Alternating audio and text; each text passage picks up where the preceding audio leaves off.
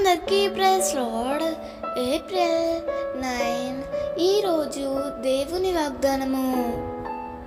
శక్తిహీనులకు బలాభివృద్ధి కలుగజేవాడు ఆయనే.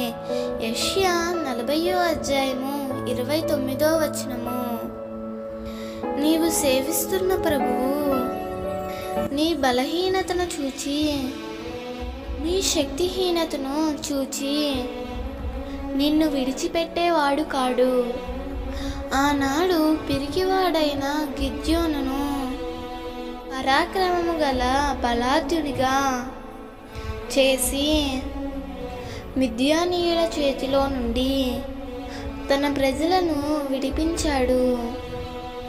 బలహీనుడైన అపోస్తులుడైన పౌలును బలపరిచి ఎన్నో ఆత్మలను రక్షించాడు. నేటికి కూడా అతని పత్రికల ద్వారా ఎందరినో బలపరుస్తున్నాడు.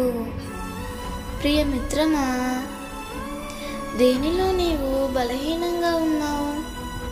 చదువులోనా, ఆర్థికంగానా, మానసికంగానా?